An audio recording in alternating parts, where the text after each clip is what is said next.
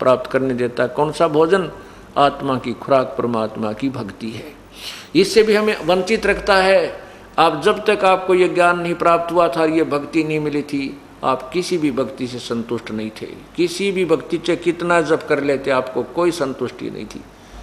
और इस आध घंटे का जोटा अगर आपका 1 घंटे का भी अवसर लग जाए ये भक्ति करने का, आप तृप्त नजर आते हो। ये वो अनमोल धन आपको प्राप्त हो गया है। तो गीता जी के ज्ञान को आपको कल सुनाएंगे। अब समय 2 घंटे के करीब हो गया है। बोलो सतगुरुदेव की जय।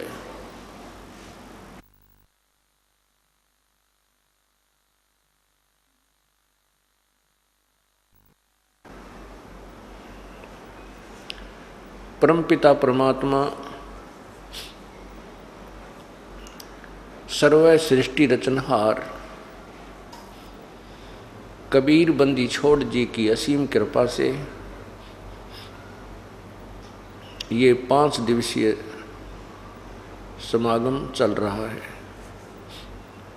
ऐसे शुभ काम उस पूर्ण प्रभु की अपनी रजा से ही हुआ करते हैं। और ऐसे शुभ समागम में बहुत ही पुण्यात्मा, बहुत ही अच्छे संस्कार वाली आत्माएं पहुंच पाती हैं। कहते हैं सकल पदार्थ हैं जगमाही और भाग्य बिना नर पावत नाही।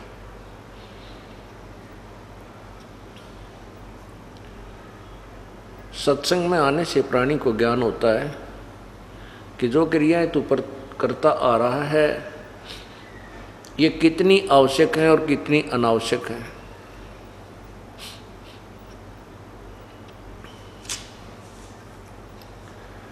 और सत्संग के वचनों को सुनकर ये प्राणी फिर अपना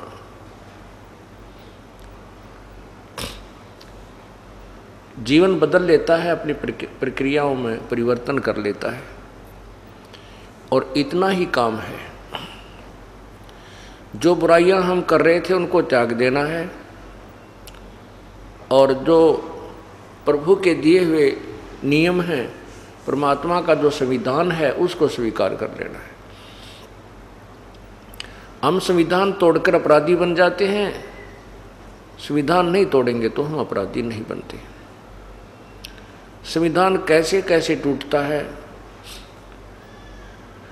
बुराई करने से परमात्मा का संविधान टूटता है। शराब पीने से, तंबाकू प्रयोग करने से, मांस खाने से और अन्य नशीली वस्तुओं का प्रयोग करने से,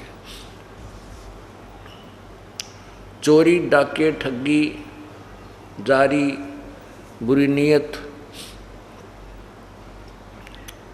और अन्य झूठ, कपट, हिंसा आदि से परमात्मा का विधान भंग होता है, जिस कारण से ये प्राणी अपराधी बनता है। फिर आध्यात्मिक मार्ग के अंदर संतों का एक विधान प्रभु का ही दिया हुआ अन्य है, जिसमें है कि शास्त्र अनुकूल साधनाएं करना,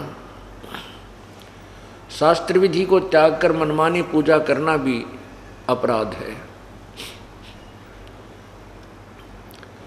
शास्त्रों में जो लिखा है कि पूर्ण परमात्मा ही भक्ति योग्य है, उसी की साधना से जीव का कल्याण संभव है, उसको त्याग कर अन्य जो पूजाएं करते हैं वो मूर्ख लोग हैं। पवित्र गीता जी मैं आपको आज दिखाऊंगा, पढ़ के सुनाऊंगा। उस पवित्र सदग्रंथ में क्या अनमोल खजाना भरा है भक्ति का, और हम उसको समझ नहीं सके क्योंकि हमें जो गुरुदेव मिले थे, जो गीता जी के अनुवाद करता थे, वो तत्व ज्ञानहीन थे।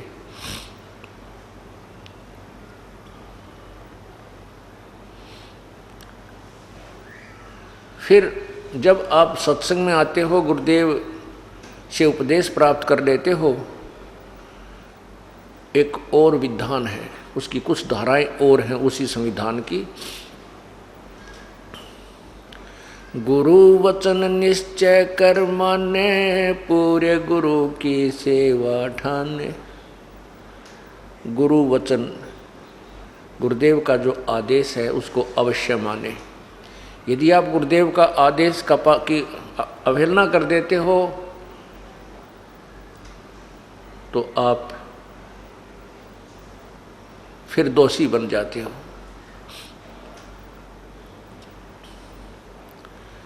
गुरुजी क्या आज्ञा देंगे आपको? गुरुजी आज्ञा देंगे शराब नहीं पीना, तम्बाकू नहीं पीना, चोरी नहीं करना बेटा, बेटी, शुभ कर्म करना, मन कर्म वचन से भी किसी का बुरा नहीं सोचना, राग द्वेष को समाप्त करना। धीरे धीरे कम हो जाएगा, एकदम तो नहीं होता। सत्संग के जो वचन हैं, भक्ति है, ये ट्रीटमेंट है इन सभी विकारों को धीरे धीरे नॉर्मल करने का। कई भक्तजन कहते हैं कि हम तो नाम जप लेंगे, काम क्रोध मोह लोभ अहंकार पर काबू पा लेंगे। वैसे क्या नाम लेना? नहीं, ये उनकी भूल है। यदि काम क्रोध मोह लोभ अहंकार पर नाम लेने से पहले काबू आ गया तो भक्ति करने की आवश्यकता है को नहीं। फिर तो वो परमात्मा तुल्य यानी देव स्वरूप आप हो गया। हाँ, नाम लेने से पहले जो विकार त्यागने हैं वो है सुल्फा, शराब, मांस, तम्बाकू, सिगरेट, बीड़ी आदि के माध्यम से जो भी हम प्रयोग करते हैं, इनको त्याग दोगे, ये भी बहुत ही आपकी बहादुरी है।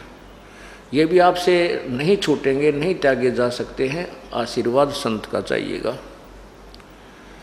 उस आशीर्वाद कई प्रकार से काम करता है। एक तो आपकी नीत साबित हो जावे, मैं बुराई त्यागना चाहता हूँ और आपका उपदेश लूँगा। हे परमात्मा, हे प्रभु, हे कबीर देव जी, और साथ में उन्हीं के नुमाइंदे अपने जिससे वो उपदेश लेना चाहते हैं उस संत को भी साथ रखे और कहे कि मैं उपदेश लेना चाहता हूँ, मेरी बुराई नहीं छूट रही है, हिम्मत दो प्रभु। तब परमात्मा का आशीर्वाद उस बच्चे तक पहुँचेगा। यदि उसकी नीत साबित है, वो त्यागना चाहता है, तो प्रभु जरूर मदद कर देगा और छुड़वा देगा। परमेश्वर की कृपा बिना या बीड़ी भी ना छूटे। बीड़ी तो सबसे कमजोर शत्रु है इस जीव का, यह ना छूटा उस परमेश्वर की रजा बिना। अब जो भक्त, जैसे कल आपको बताया था कि जो पुण्यात्मा पिछले जन्मों में कभी परमेश्वर की साथ रही हैं, शरण में रही हैं, वो स्वयं आए हैं या अपना कोई संत भेजा है, तो वो पुण्यात्मा से आज कितनी बुराई कर रही हैं। शराब भी रोज पिया करती, सुल्फा भी पीती थी, मांस भी खाती थी, तम्बाकू बीड़ी का भी प्रयोग करते थे, और जिस दिन से उपदेश लेने की ठानी, परमात्मा ने तुरंत चांदना कर दिया, उनकी सब बुराई छुटवा दी। अब उनको उनसे बांस आती है, बदबू आती है, दुर्गंध आती है। किससे? शराब मांस तम्बाकू से। और फिर वो क्या बताते हैं जी, नाम लेने से पहले भी हम दुखी थे शराब और बीड़ी तय। बीड़ी से दुखी कैसे थे कि लेटते बीड़ी पीने दिल करता, लेटते बीड़ी लाते या सिगरेट लगाते, और वो बीड़ी ऊपर झटका कपड़े ने खराब कर देती। एक बार तो रजाई में आग लग गई, घरवाला ने भी गड़िया, लेकिन बीड़ी फिर भी ना छूटी। फिर कई बार दुखी होकर के शाम ने तोड़ देता, बंडल के बंडल ने तोड़ के और बाहर फेंक देता। बीड़ी साथ होगी ही नहीं तो आप पे छूट जाएंगी।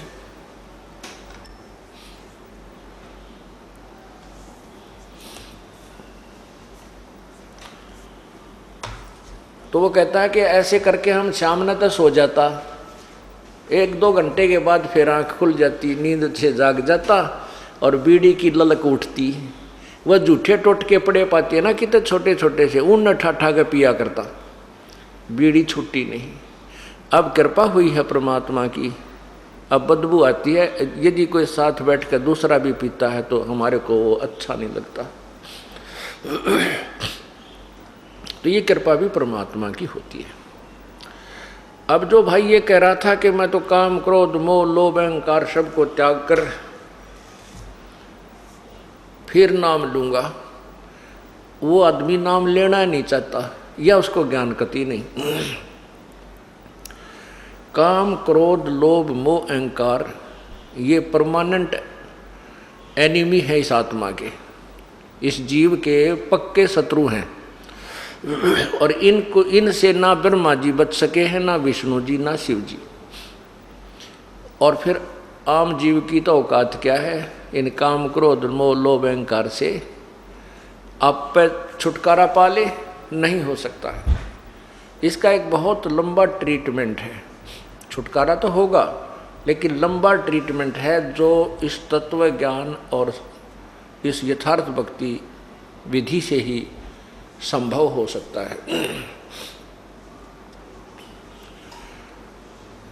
क्या बताते हैं? सरंग, बरंग, मृग, कुरंग और पतंगा, इंद्री एक ठग्यो 30 अंगा, और तुम रे संग पांचों प्रकाशा, ये योग युगत की झूठी आशा।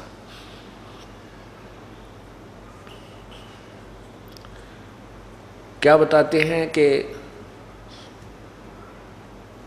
शब्द, स्पर्श, रूप, रस, गंध, ये 5 विकार जीव का लगा रखे हैं इस काल भगवान ने।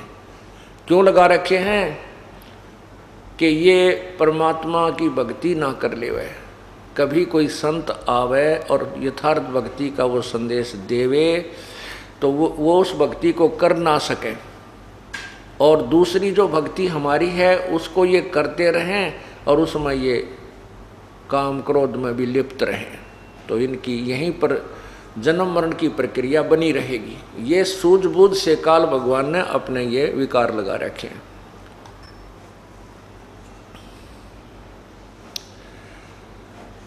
एक शब्द, स्पर्श, शब्द होती है अच्छी मीठी सुरीली आवाज की चाह, ये शब्द का ये गुण है। शब्द, स्पर्श, रूप, रस, गंध आदि ये 5 विकार हैं। तो बढ़िया सब गाने बजाने, अच्छी आवाज को सुनने की जो चाह है वो विकार शब्द विकार कहलाता है। एक मृग होता है कुरंग, उसके अंदर ये एक विकार है जो उसकी जान का शत्रु बन जाता है। उसको सुरीली तान सुनने की आवाज़ है, और शिकारी जब मृग पकड़ते हैं, हिरण को पकड़ते हैं, तो वो एक प्रकार की धुन, एक सारंगी सी पर, हारमोनियम पर एक प्यारी प्यारी धुन शुरू कर देते हैं, और वो मृग उस शब्द के वश होकर, उस सुरीली आवाज़ को सुनने के वश होकर के वहाँ से चलकर शिकारी के घुटनों में शीश रख देता है और प्यार से उसको सुनता है। उस एक शब्द विकार ने, एक कान के विकार ने उस मृग की जान शिकारी के हाथों में सौंप दी।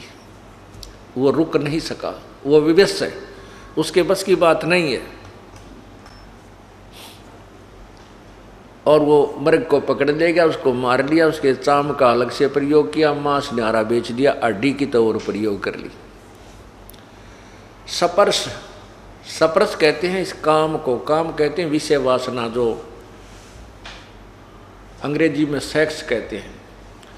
हाथी में सबसे ज़्यादा काम वासना होती है, और हाथी पकड़ने वाले एक हथनी को ट्रेंड कर लेते हैं और जंगल में जाकर के गहरा गड्ढा खोद लेते हैं, उसके ऊपर घास फूस से, बोदी बोदी लकड़ियों से उसको ढक देते हैं, और ऊपर उसके ऊपर घास ऐसा ही डाल देते हैं जैसा उस जंगल का घास होता है, ऐसे खड़ा सा कर देते हैं। और उस ट्रेंड हथनी को, वो शिक्षित हथनी को हाथियों के झुंड में भेज देते हैं। वो हथनी जाकर के उनके साथ स्पर्श करती है, उनके शरीर से शरीर घिसाती है, स्पर्श करती है, अर्थात उनको कामो वासना के लिए उत्तेजित करके कर देती है, और हाथी उसकी तरफ दौड़ते हैं। उससे वासना करने की चेष्टा करते हैं तो हथनी वहाँ से चल पड़ती है, वो दौड़ लेती है, उसके साथ 5-7 हाथी भी साथ साथ चल पड़ते हैं। उसको पता होता है, और वो व्यक्ति जो होते हैं शिकारी, वो वृक्षों की ओट लेकर खड़े हो जाते हैं। वो हथनी सीधी आती है उस गड्ढे की तरफ, और हाथी भी उसकी चारों तरफ को उस आगे से घेरने के लिए भाग रहे होते हैं। वो जल्दी से सीधी आकर के वहाँ तुरंत वहाँ से कट मार कर और बराबर से ऐसे भाग के फिर तुरंत उस गड्ढे के सामने आकर सीधी भाग लेती है।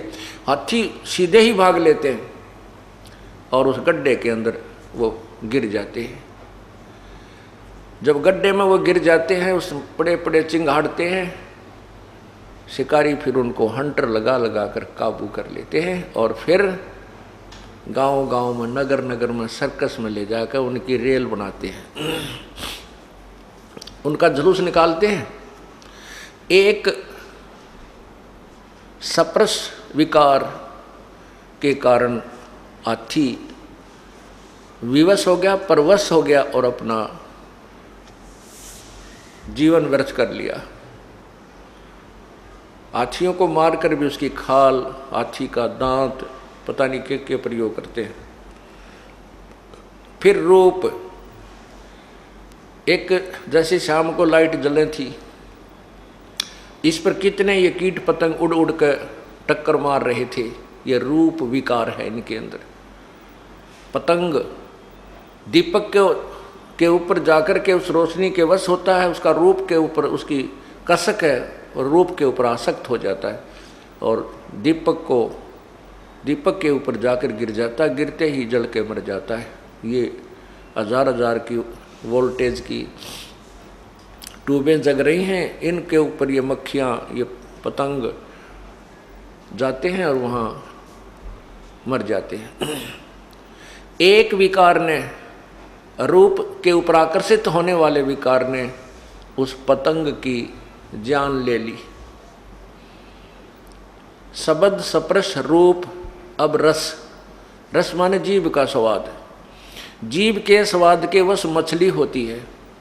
मछली पकड़ने वाला क्या करता है, एक मांस का टुकड़ा एक कांटे में डाल लेता है, उस कांटे का, उस हुक का एक लेता है और उसको पानी में छोड़ देता है, रस्सी अपने हाथ में रखता है। वो मछली उसको खाने के लिए एकदम दौड़ती है, वो हुक उसके गले में अटक जाता है और वो ऐसे झटका देता है शिकारी, मछियारा, वो मछली बाहर आके गिरती है। एक जीव के स्वाद ने मछली की जान ले ली। गंध, सुगंध। भंवरा जो होता है, भंवरा जो फूलों के ऊपर सुगंध लेता फिरता है, वो इतना वश होता है गंध लेने के, सुगंध लेने के, कि फूल के ऊपर बैठ जाता है और वो इतना बेसब्रा हो जाता है, उठता नहीं। और शाम के समय वो फूल बंद हो जाता है। कई ऐसे फूल हैं जो बंद हो जाते हैं, अच्छे मजबूत होते हैं, और वो भंवरा उसके अंदर ही रह जाता है, उसकी जान चली जाती है, वो उठता नहीं, इतना विवश है। तो यहाँ कहते हैं कि कुरंग मतंग, कुरंग कहते हैं मृग को, मतंग कहते हैं हाथी को, और पतंग रूप, कुरंग मतंग सरंग और भृंगा, इंद्री एक ठगो तिस अंगा। ओए होए, के जैसे मृग और हाथी और पतंग, शरंग मछली को कहते हैं, और भंवरा, इन पांचों में एक एक विकार था। इन एक एक विकार ने ही इनकी जान ले ली। और तुमरे संग पांचों पर कासा, योग युगत की झूठी आशा। मनुष्य जीवन में काल ने और जुल्म कर दिया। इस मनुष्य जीवन के मनुष्य मानव शरीर में ये पांचों लगा दिए। ये पांचों विकार मानव को प्रभावित रखते हैं। इसमें जीभ का भी स्वाद है, कानों का भी रस लेने, गाने गुने सुनना चाहिए इसने, गुटी सूटी लाने बढ़िया हैं, चटपटे भोजन खाने के लिए,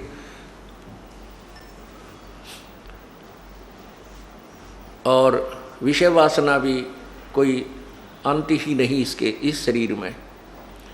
परमात्मा कहते हैं कि हमें समझाने के लिए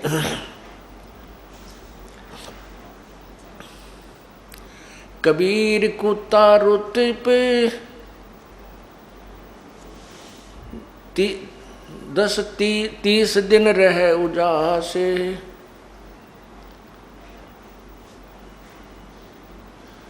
कामी नर कुत्ता सही 6 ऋतु 12 मास।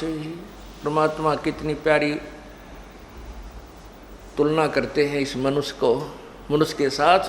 कहते हैं कुत्ता एक ऋतु आने पर ही 30 दिन तक वो काम वासना से प्रेरित रहता है, और कामी नर कुत्ता सही 6 ऋतु 12 मास।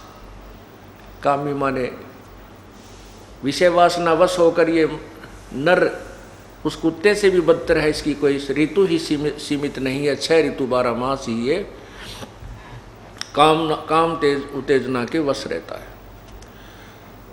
अब क्या कारण है कि जैसे काल ने हमारे ये मनुष्य जीवन देते ही ये 5 विकार फिट कर दिए कि या तो ये भक्ति करे नहीं, और करे तो ये विकार इसको करने नहीं थे। परमात्मा पूर्ण ब्रह्म बड़े दयालु हैं, उन्होंने एक ऐसा ट्रीटमेंट दिया हमारे को इस सत्य नाम का, श्वास से सिमरन का। इससे ये विकार धीरे धीरे कति नष्ट हो जाएंगे, बिल्कुल नॉर्मल से बने रहेंगे, ये दबाव नहीं दे सकेंगे। और फिर ये ज्ञान ऐसा दे दिया कि हम गलती करने की चेष्टा करेंगे या कोई मन में विकार काल प्रेरित करेगा, तुरंत ये ज्ञान अड़ जाएगा और परमात्मा इस मन की परों को काट देगा, और भक्ति का जो सहयोग है वो आपको इन विकारों से बचाएगा, और कुछ दिनों के बाद ये ठीक हो जाएंगे। ये बिल्कुल समाप्त नहीं होंगे, लेकिन ज्ञान से ठीकम इस सतनाम से बिल्कुल ऐसे हो जाएंगे, हानि नहीं कर सकेंगे, आपको बाधक नहीं करेंगे, बनेंगे आपके लिए। परमात्मा कोई गलती नहीं होने देगा आपसे, कोई ऐसी परिस्थिति पैदा कर देगा जो ये मन तो ये काल है, ये तो 21 ब्रह्मांड का भगवान है, ये ब्रह्मा विष्णु महेश के साथ भी इसने खूब ऐसी घटनाएं घटा दी जो आज तक शोभनीय नहीं लगती हैं, लेकिन संत के साथ इसकी नहीं बसाओगी। कैसे? जैसे भगवान शिव ने जब ये देखा कि पार्वती जी ने श्री रामचंद्र जी का रूप बनाकर ना सीता जी का रूप बना करके और श्री राम की परीक्षा ली थी, और श्री राम ने उनको पहचान लिया था कि आप तो दक्ष पुत्री देवी हो, आप सीता नहीं हो। और भगवान शंकर ने मना किया था कि आप सीता रूप मत बनाना, श्री रामचंद्र की परीक्षा मत लेना, क्योंकि श्री रामचंद्र जी सीता के वियोग में रो रहे थे, दहाड़े मार रहे थे, पशु पक्षी पेड़ों से भी पूछ रहे थे, जिसमें सीता जी का अपहरण रावण ने कर लिया था, श्री राम को पता नहीं था। उसमें भगवान शिव ने कहा था, पार्वती ने पूछा था ये आदमी क्यों रो रहा है? भगवान शंकर ने कहा ये आम मनुष्य नहीं है, ये भगवान विष्णु अवतार श्री रामचंद्र जी हैं, इनकी पत्नी को कोई उठा ले गया है, अपहरण कर ले गया है, उस वियोग में ये रो रहे हैं। तो पार्वती जी ने कहा था कि भगवान रोते थोड़े ही है, मैं नहीं मानती ये विष्णु जी हो सकता है, मैं इसकी परीक्षा लूँगी और सीता रूप बना कर जाऊँगी। शिव भगवान ने कहा था कि तू सीता रूप मत बनाना पार्वती, तब तो उसने कह दिया नहीं बनाऊंगी। भगवान शिव के इधर उधर होते ही तुरंत सीता रूप बनाया और श्री राम की परीक्षा लेने पार्वती जी पहुंच गई। जाते ही रामचंद्र जी ने कह दिया, हे दक्ष पुत्री माया, भगवान शिव को कहाँ छोड़ाई, अकेली कैसे आ गई।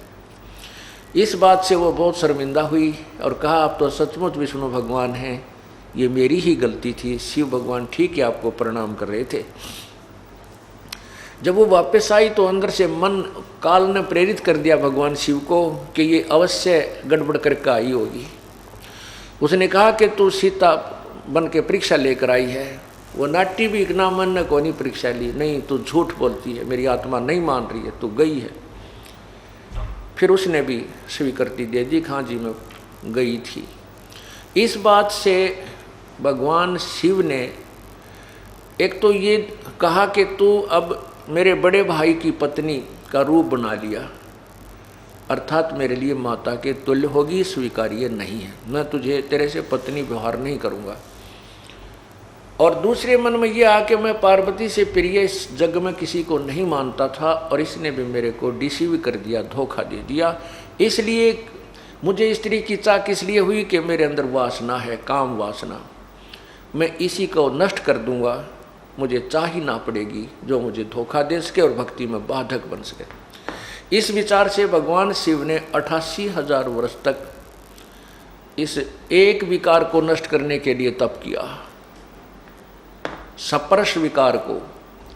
88,000 वर्ष तप करने के बाद कहते हैं कामदेव को भी फूंक दिया, जला दिया, सब कुछ कर दिया। और भगवान शिव ने सोच लिया कि अब तू वासना रहित हो गया है, तेरा विकार समाप्त हो गया। कबीर परमात्मा कहते हैं विकार मरा मत जानियो जो भूबड़ में आग। जैसे अंगार होता है और उस आग को दबा देते हैं, अग्नि के जैसे उपला होता है, उपले को जला करके वो आग पूरा अंगार बन जाता है और उसको राख में दबा देते हैं कि काफ़ी देर तक ये रहा रहेगा। तो उससे ऊपर से तो ऐसा हो जाता है जैसे बिल्कुल समाप्त हो गया, इसमें राख रूख लग के, और उसको ऐसे हिलाते हैं ना तो अंदर से पूरा धुंधकता मिलता है। तो परमात्मा ने कहा है कि विकार मरे मत जानियो जो भूबड़ में आग, पहले से भी तेज धुंधकती पावेगी। कैसे ना जो साधना तुम कर रहे हो उनसे नहीं मरेंगे, उनसे तुम मान लेते हो कि हमने कुछ सफलता प्राप्त कर ली, लेकिन वो सफलता नहीं, वो तो दुबक गया है तुम्हारा, जो दबा है थोड़े से दिन तक। और जो सतनाम और इस विधि से जो साधना की जाती है ये परमानेंट ट्रीटमेंट कर दिया जाता है। अब काल भगवान जो ज्योति निरंजन ब्रह्म है उसको चिंता बनी रहती है कि यदि कोई व्यक्ति, यदि ये मानव या प्राणी अपनी वासना को कंट्रोल कर लेंगे तो संतान उत्पत्ति कैसे होगी, और संतान उत्पत्ति नहीं हुई तो मैं 1 लाख मानव शरीरधारी प्राणियों के शरीर के मैल को कैसे खाऊंगा। इस दृष्टिकोण से वो किसी को भी विकार रहित नहीं होने देता। ये उसकी मजबूरी है और एक भयंकर जाल है। तो कुछ दिनों के बाद उस काल ने प्रेरणा कर दी भगवान शिव के अंदर कि मैंने सुना है कि जिस समय हमने सागर मंथन किया था, सागर मंथन के समय कहते हैं मैंने तो विष ले लिया था, मुझे तो नशा बन गया था, ध्यान नहीं, और राक्षसों ने अमृत के कलश को ले लिया था। भगवान विष्णु ने एक मोहनी रूप बनाकर, सुंदर स्त्री का रूप बनाकर, नाच कूद कर, डांस डोंस करके, अच्छे गाने गा करके उनको मदिरा पिला दी थी। मदिरा का कलश उनको दे दिया, मदिरा पिला दी थी और अमृत के कलश को ले आया था, नहीं तो देवता वो राक्षस अमर हो जाते और देवताओं को सदा दुखी करते। तो उनके मन में तो लोग कहते हैं कि भगवान विष्णु जब मोहनी रूप बना रखा था स्त्री का, बड़े सुंदर लग रहे थे, बहुत ही खूबसूरत। तो उस शिव जी के मन में यह प्रेरणा कर दी काल ने कि आज भगवान विष्णु से मैं वो मोहनी रूप देखूंगा और ये देखना चाहूँगा भगवान कितने सुंदर लग रहे थे मोहनी रूप बना के। इस उद्देश्य को लेकर के भगवान विष्णु के लोक में भगवान शिव चले गए। कुशल मंगल हुई।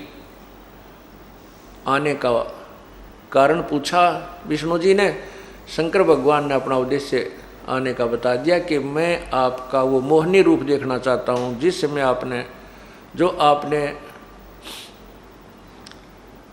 सागर मंथन के समय बनाया था। विष्णु जी हंसने लगे, कहने लगे भोलेनाथ वो कोई समय था, मोहनी रूप बना लिया, बार बार थोड़े ही औरत बना जाता है, वो तो कोई समय था भाई। शंकर भगवान बोले नहीं भगवान, मैं तो बैठ गया आपके द्वार पे, जब तक मोह रूप नहीं दिखाओगे मैं नहीं जाऊं।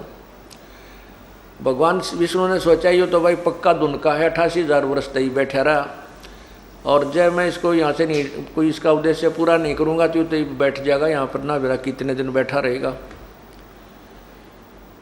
भगवान विष्णु कहने लगे कोई बात नहीं, कुछ देर में मैं आपको मोह रूप दिखाता हूँ, आप बैठो यहाँ। यूँ कह करके अपने मकान महल में चले गए। उधर से अंतर ध्यान होकर के जहाँ शिव जी अकेले बैठे थे बाहर बरंडे में, आगे सामने मैदान और बाग बगीचा था, विष्णु जी एक सुंदर इस लड़की का रूप बना करके एक पेड़ के नीचे खड़े हो जाते हैं जिसमें ऐसे वस्त्र थे जो अर्धनग्न शरीर हो। शिव जी ने इधर देखा, कोई दिखाई नहीं दे रहा था, उठ के उस स्त्री की तरफ चल पड़े और वो लड़की आगे आगे चलने लगी। शिव जी ने भी लंबी लंबी कदम रख के उसके हाथ पकड़ लिया और वो आगे चलती रही। कहने का भाव ये मैं पुराण में लिखा है जो हम आपको बता भी नहीं सकता भगवान शिव जी की क्या दशा हुई। तो उसी समय भगवान विष्णु ने अपना विष्णु रूप बना लिया। तब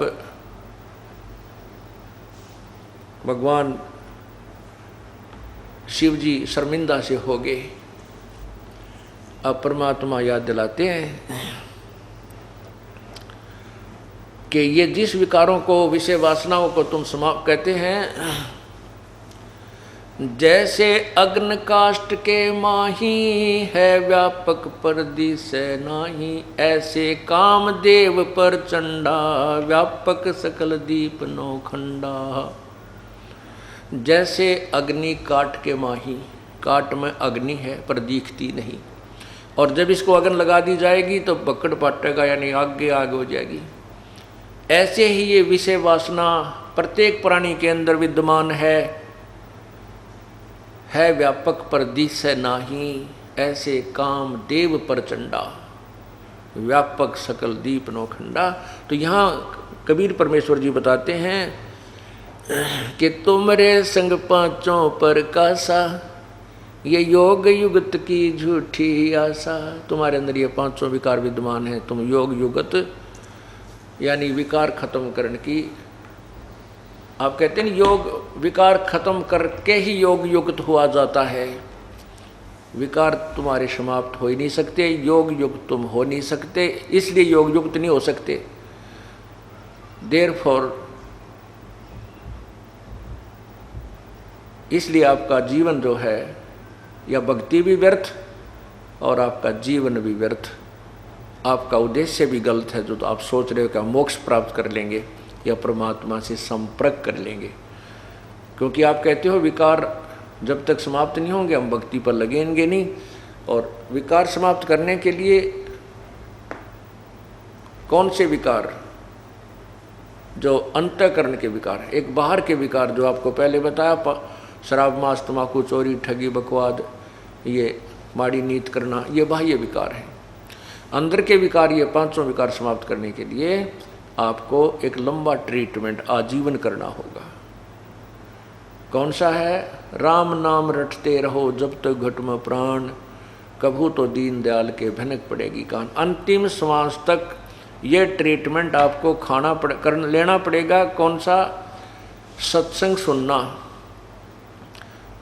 और धर्म यज्ञ, ये पांचों यज्ञ करना, परमात्मा का जो मंत्र है इन तीनों मंत्रों का जाप करना, और इस प्रकार आप इन विकारों से रहित रहोगे, परमात्मा प्राप्त कर सकते हो। अब हम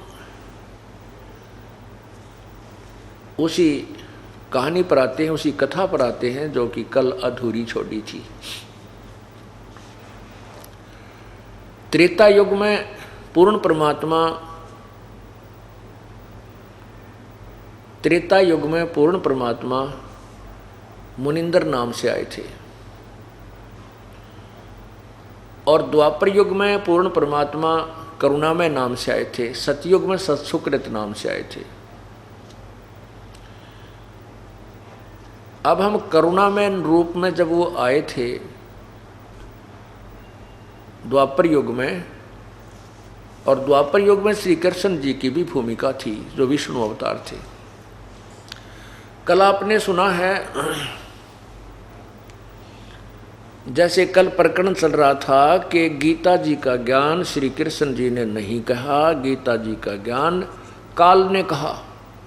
वो प्रमाणित भी आपके सामने किया गया। अब उसी प्रकरण में एक उदाहरण और देते हैं आपको कि गीता जी का ज्ञान श्री कृष्ण जी ने नहीं, काल ने कहा था। कैसे? गीता जी अध्याय नंबर 2 के मंत्र 37 और 38 में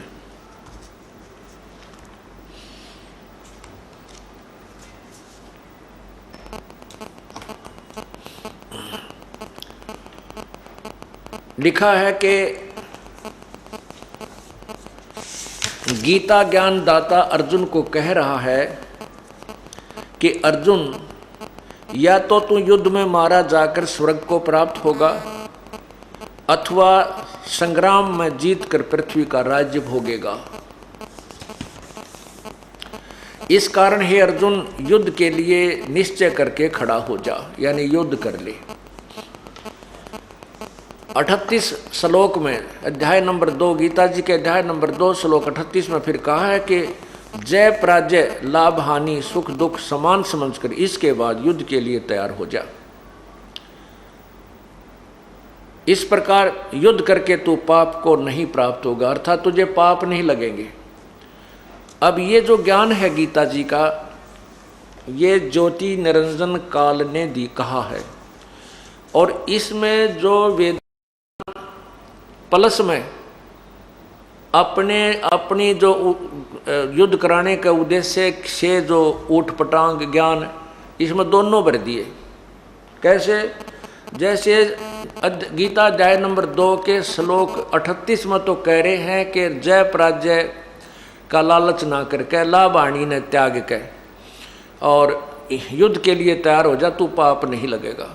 और 37 में उससे पहले वाले श्लोक में कह रहा है यू काल भगवान कि अर्जुन, यदि तो युद्ध में जीत गया तो सारी पृथ्वी का राज भोगेगा, हार गया और जो मर गया तो स्वर्ग जाएगा।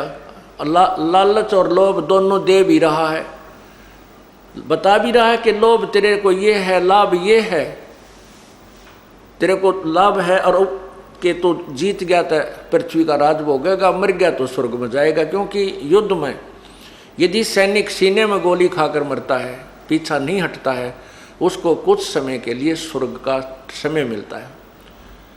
इस दृष्टिकोण से गीता ज्ञान दाता अध्याय 2 श्लोक 37 में तो लाभ बता रहा है, और 38 में नो कह जय और पराजय न छोड़ के, लाभ हानि को भूल के तो युद्ध कर ले, पाप नहीं लगेगा। ये दोगला ज्ञान है।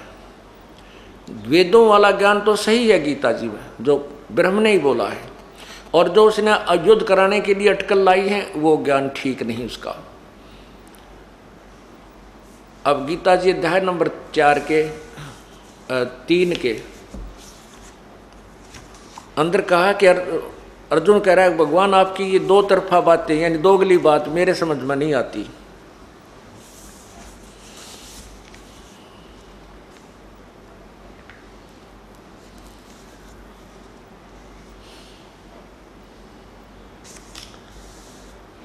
गीता अध्याय 5 के मंत्र 1 में श्लोक 1 में कहा है कि कभी तो आप कहते हो कर्म योगी से, कर्म सन्यासी से कर्म योगी अच्छा है, कभी आप ज्ञान को उत्तम बता रहे हो, तो आप ये दो तरफी आपकी बातें यानी दोगली बातें मत करो, एक निश्चय करके बात बता, निश्चय करके ज्ञान कहिए।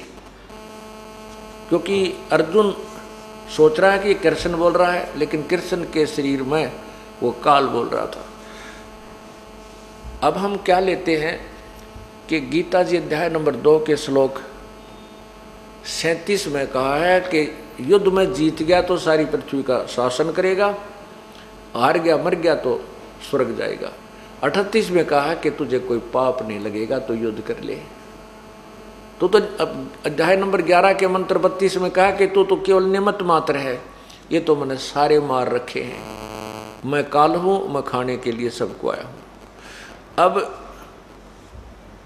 इस प्रमाण को प्रमाणित करने के लिए एक कथा सुनाता हूँ। युद्ध के उपरांत पांडव विजयी हुए, कौरव हार गए, पराजित हुए। कुछ समय के उपरांत क्या होता है कि युधिष्ठिर जी को, जो पांडवों का बड़ा भाई था, उसको राजगद्दी पर बैठा दिया गया। कुछ समय उपरांत युधिष्ठिर जी को भयंकर सौपन आने लगे, बुरे बुरे सौपन आने लगे।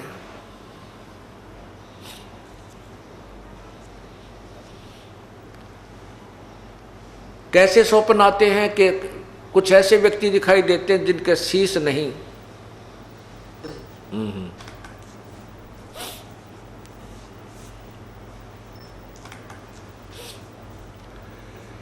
अब वो ऐसे बुरे बुरे सौपन आने लगे जैसे सिर कटे हुए व्यक्ति घर में घुस रहे हैं, हाहाकार मच रही है, और ऐसा आवाज़ आ रही है जैसे युद्ध में शहीद हुए उन सैनिकों की विधवाएं रो रही हैं और उनके अनाथ बच्चे अपनी माँ से कि लिपट कर रो रहे हैं, माँ हमारा पापा, हमारे पिताजी, हमारे डैडी कब आएंगे।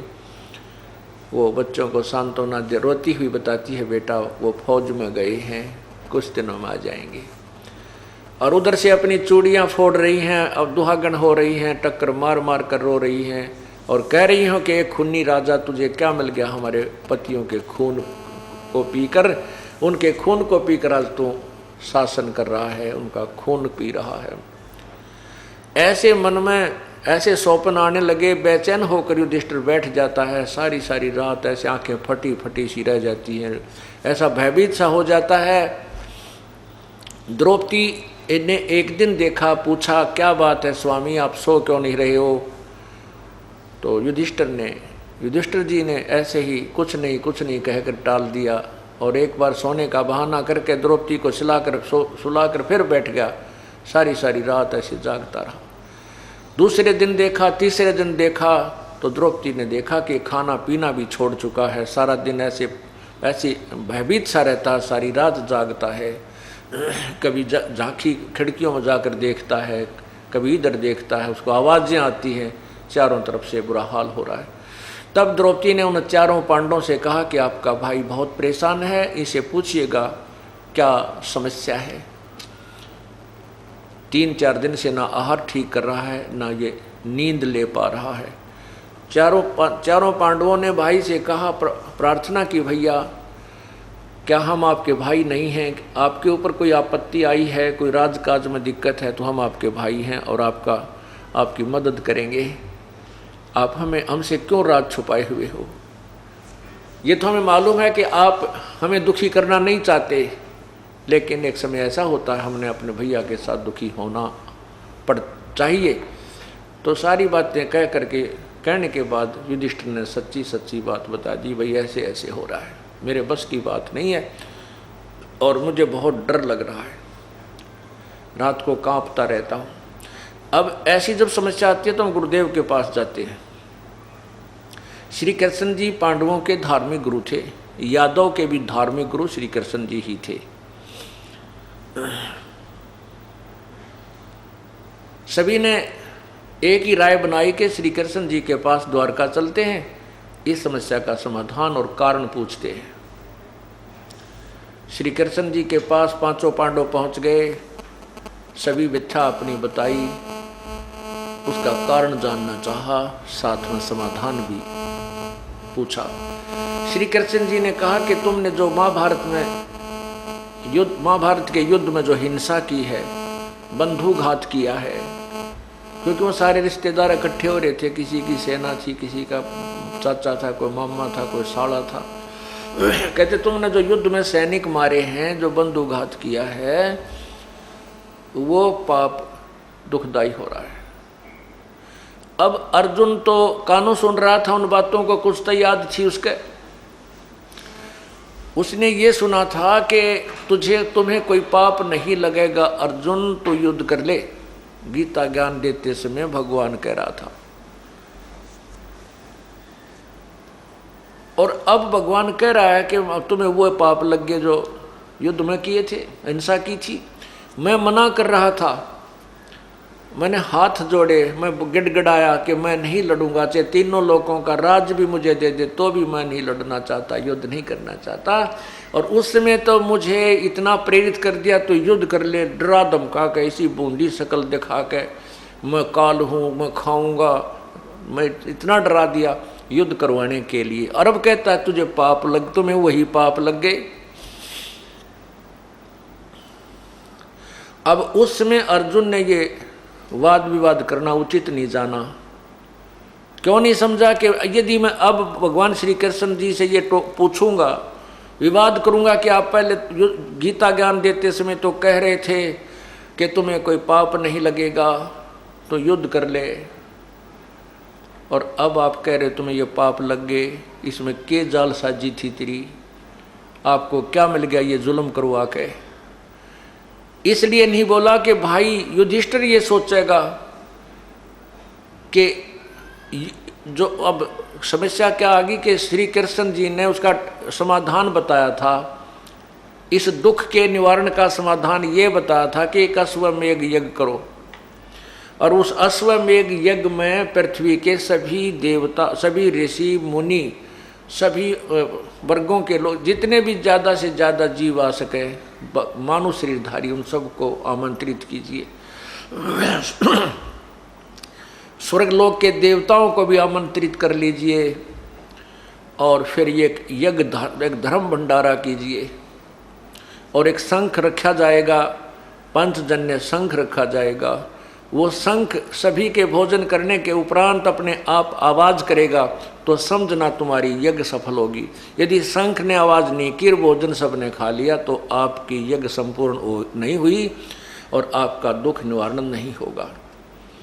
अब इतने बड़े समागम, इतने बड़े अनुष्ठान में करोड़ों लाखों रुपए लगने थे, उस समय के लाखों रुपए।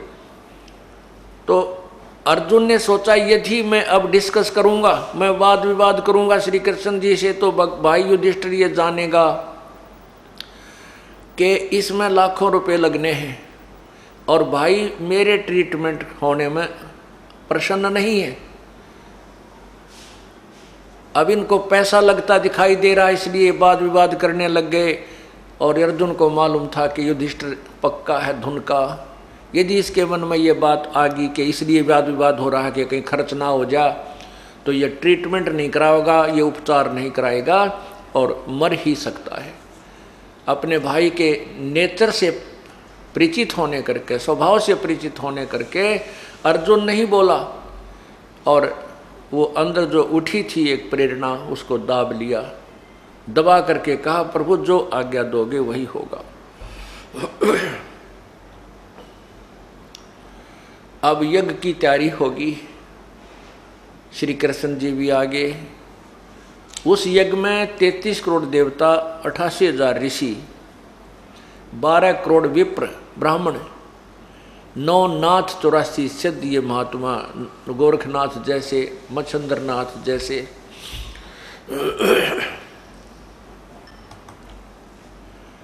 ये सभी विद्यमान थे। और हमारे जैसे जीवों का तो कहना है कि कितने बैठे थे। अब सभी ने भोजन कर लिया, शंख नहीं बाजा, शंख ने आवाज नहीं की।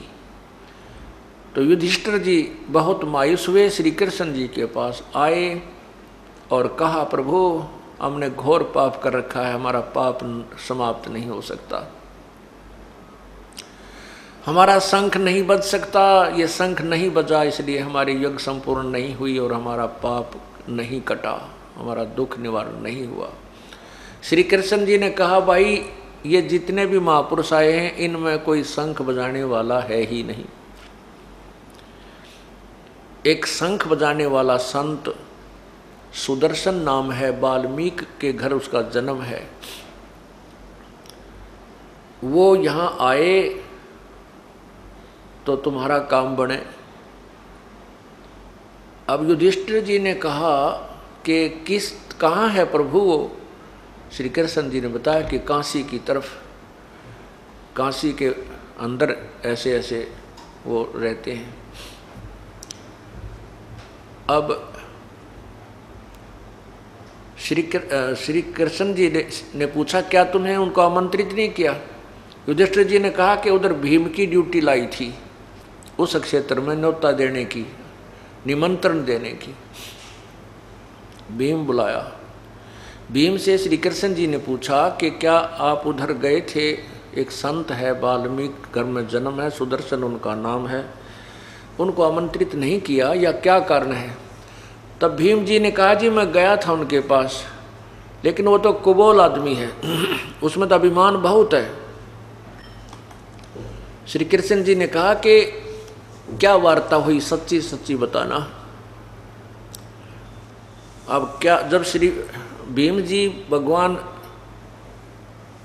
के प्यारी आत्मा सुदर्शन जी को आमंत्रित करने के लिए उनकी झोंपड़ी पर पहुंचे, तो भीम ने कहा कि मैं युधिष्ठिर राजा का भाई हूँ, हमने एक अश्वमेध यज्ञ करना है, महात्मा जी आप भी हमारे वहाँ आइएगा।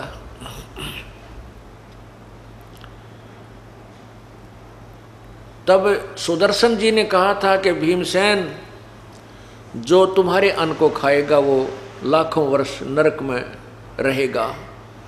ऐसे लाखों बहन विधवा होगी, लाखों बच्चे आज अनाथ हैं और वो रो रहे हैं, हाहाकार मची है, और आप उस राज्य का, उन सैनिकों के खून को पी रहे हो। तुम्हारे अन्न को भी जो खावेगा वो भी नरक में जाओगा, तुम्हारा तो कहना ही क्या है। और मुझे ले चलना है तो जो अश्वमेध तुम कर रहे हो, ऐसी ऐसी 100 अश्वमेध यज्ञों का फल मुझे दे दीजिए, फिर मैं तुम्हारे अन्न को ग्रहण करूँगा। अब भीमसेन हो गया नाराज, और भीमसेन को यह अभिमान था कि हमारे साथ श्री कृष्ण जी रहे, इसने युद्ध में भी हमें जिता दिया, ये क्या बात है, ये तो लीला कर रहे हैं। श्री कृष्ण जीते से ही हमारी एक संपूर्ण हो जाएगी, और यो एक ना होगा तक के कीड़ी की टांग टूटे है, ना आने दे। ऐसा कहकर कहने लगा, बाबा जी घना मत बोला है, मुझे आदेश नहीं है हमारे बड़े भाई का, नहीं तो तेरी हड्डी पसली ये कर देता, तू घना मत बोला है, हमें पापी कहता, तू अपने आप को निरपराध मानता है। आना होता जाइए ना, बेशक मत आइए। अब श्री कृष्ण जी ने जब ये वचन सुने कि पहलवान ने तो बात बिगाड़ दी, तब श्री कृष्ण जी ने कहा, युधिष्ठिर भीम, आप संतों के साथ ऐसे व्यवहार करने से भी पाप के भागी बन गए, और वो पूर्ण संत हैं, पूर्ण परमात्मा की पूर्ण भक्ति युक्त हैं।